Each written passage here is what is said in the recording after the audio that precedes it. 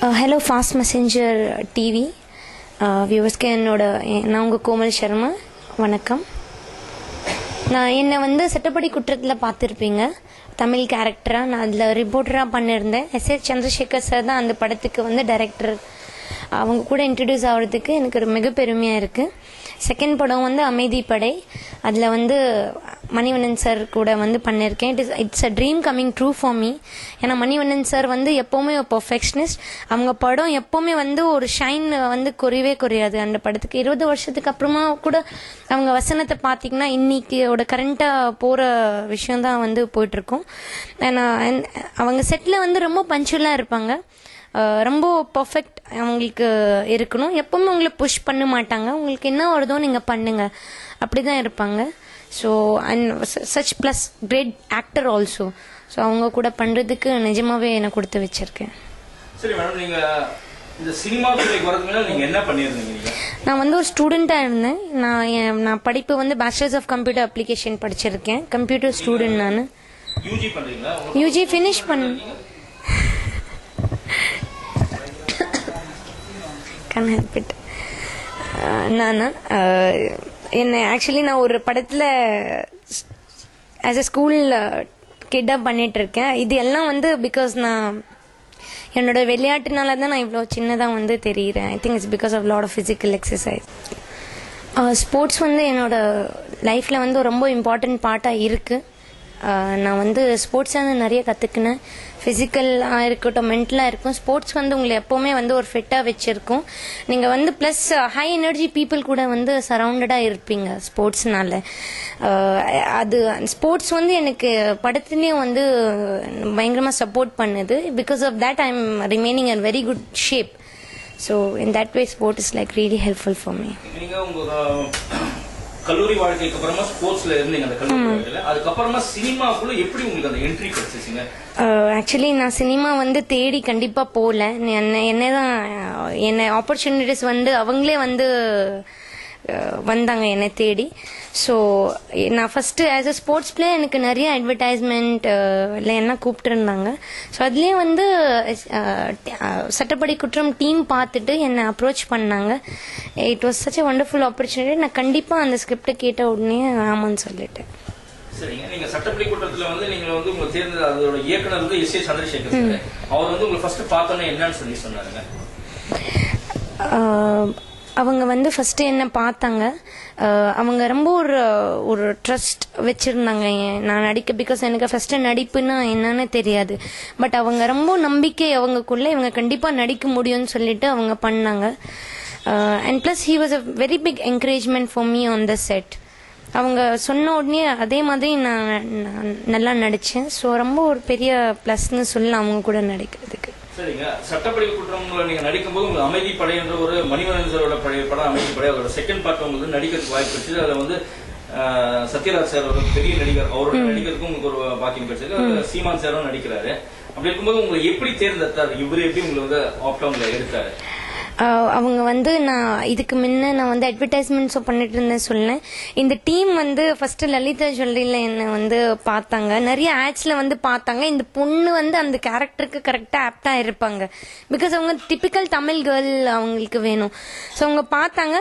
Plus என்னோட friend வச்சு என்னை இன்ட்ரடியூஸ் பண்ணி வச்சாங்க.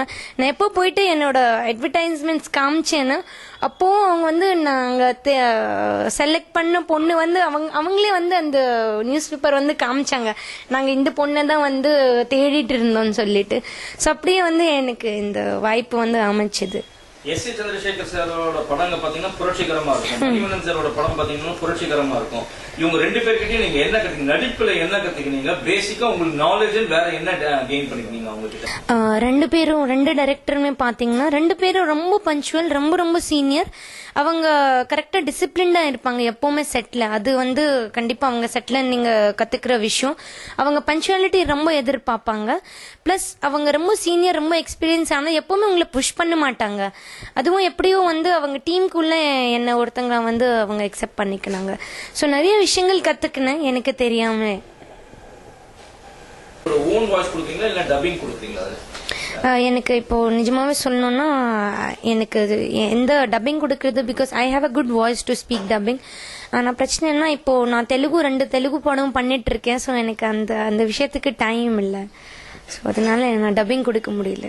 அடுத்ததா தமிழ் படம் என்ன கமிட் ஆயிருக்கீங்களா இப்போ நான் வந்து ஃபர்ஸ்ட் அமைதிப்படை ரிலீஸ்க்கு வெயிட் பண்ணிட்டு இருக்கேன். ஏன்னா நான் எப்பவுமே வந்து எனக்கு I am very choosy in script. நான் ரொம்ப சீக்கிரமா எந்த ஸ்கிரிப்ட்ல வந்து சாட்டிஸ்ஃபை ஆக மாட்டேன்.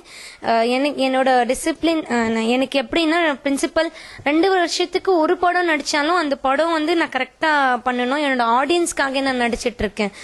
ஸோ என்ன நெக்ஸ்ட் ஸ்கிரிப்ட் வந்து என்னை ரொம்ப இன்ட்ரெஸ்ட் பண்ணதோ அந்த ஸ்கிரிப்ட் கண்டிப்பா நான் பண்ணுவேன். நீங்க பேசிக்கலி ஃப்ரம் சென்னை, நீங்க படிச்சு வளர்ந்ததெல்லாம் சென்னை தானே? ஆமா, நான் எங்க அம்மா அப்பா வந்து இங்க 50 வருஷமா வந்து செட்டில் ஆயிருக்காங்க. எனக்கு எல்லாம் நான் கண்ணு முழிச்சு டைம் ஸ்கூல் எல்லாமே நான் இங்க தான் படிச்சிருக்கேன். மெட்ராஸ் யூனிவர்சிட்டியில தான் நான் என்னோட யூஜி எல்லாம் ஃபினிஷ் பண்ணிருக்கேன். இப்போவும் வந்து பிஜியும் வந்து சென்னையில தான் பண்ண போறேன். சரி மேடம், நீங்க வந்து இப்ப சென்னையில உங்க ஃபேமிலியே வந்து 50 இயர்ஸ் ஆச்சு, நீங்களும் இருக்கீங்க. இந்த ஸ்கூல் லைஃப் காலேஜ் லைஃப் எப்பயாவது இந்த காதல் கிசுமுசு அந்த மாதிரி எதனா இருந்திருக்குங்களா? எனக்கு கண்டிப்பா அந்த மாதிரி எதுவுமே இல்லை. Because I was sports person. நல்லா தெளிவான பொண்ணு நான். காதல் எல்லாம் அது எல்லாம் கண்டிப்பா இல்லை. நான் வந்து அம்மா அப்பா என்ன பையனை செலக்ட் பண்றாங்களோ அவனை நான் கல்யாணம் பண்ணிடுவேன். அதான் என்னோட திரைப்படத்துறைக்கு வந்திருக்கீங்க. ஸ்கூல் லைஃப்ல உங்களுக்கு யாருன்னா திரைப்படத்துறையில உங்க அழகு வந்து